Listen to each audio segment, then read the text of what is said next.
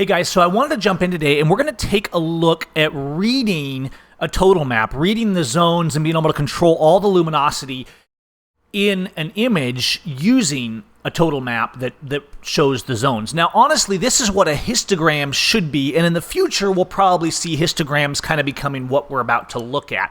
Right now, we're used to this kind of RGB histogram, right? You have the gray, you have the red, the green, the blue, you know, and left is dark and right is light, right? So you can kind of get a lot of information about an image in a general sense from a histogram, okay?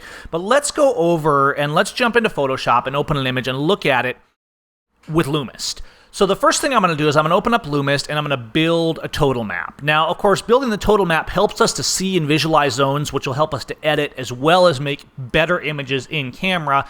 But in the context of Lumist, building this total map also allows us to control every tone and select every zone and modify. Now, this is version 1.25 of Lumist, and you'll see that we've actually changed the total map in Lumist in terms of the color gradients and the indicators. We took the idea of zones and combined it with the idea similar to what's used in cinema with false color and things like that.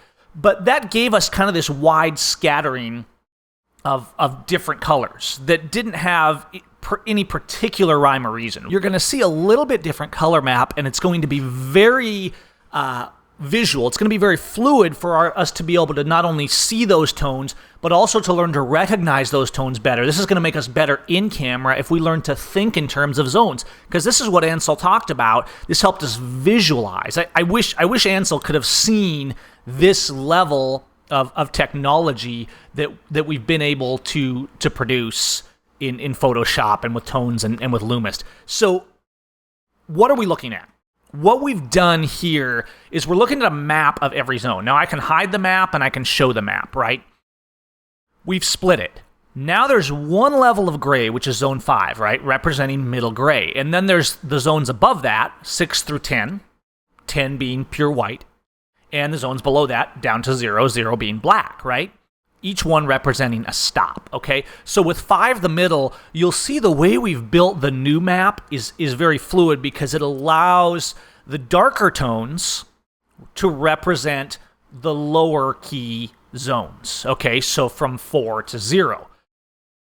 And the lighter tones, those lighter, brighter colors to represent 6 to 10, which your mind will naturally interpret. So now I can look at this image and I'm seeing kind of this, almost like this real-time, hyper-detailed histogram that's showing me every tone in the image. And so I can instantly look and say, okay, here's my dark tones, right? And then I can come in here and I can see specifically what I'm looking at in those tones. I can be like, all right, there's my zone 1s, and those little black dots within the zone 1s is that clipped final 20%, just like in my reds, right? My reds are zone 10s, but the very end, the very edge of that clipping will be appearing as kind of white holes within the reds, which we don't really see in this image because it's not clipping all the way to the edge.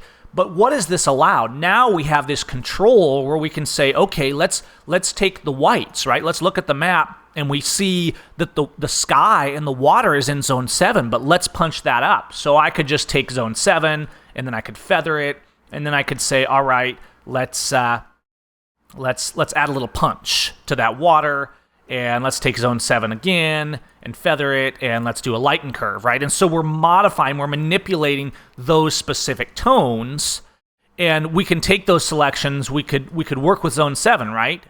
And we could saturate it. We could increase the saturation of that. And so we could go through. Now, I'm not going to go through and edit this full image right now like I would. The point I really want you to understand is that we're seeing this map, and let's go ahead and refresh that tonal map real fast, and we'll see the changes that we've taken place in this. So now we're actually pushing the colors of the water around up into the zone 8s, and we could push it even further into the zone 9s. We're seeing a little bit of that in the sky.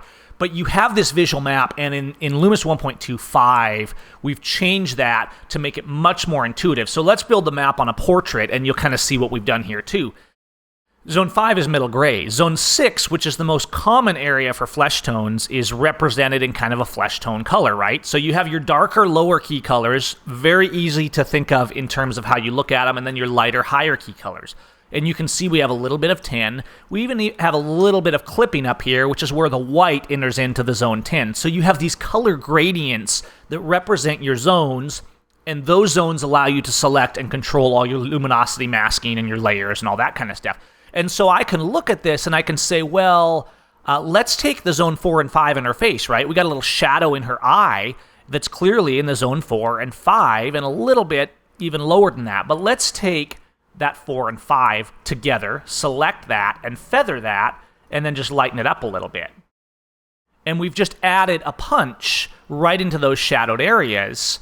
And of course, we could then take this mask, and we could, just like a normal mask, we could go over here, we could select the mask that we just automatically created with that selection, and we could brush elements in and out, we could darken areas, we could lighten areas, etc. So I could paint black on the mask, you know, white reveals, black conceals, and just have it affect her face. I could do whatever I want.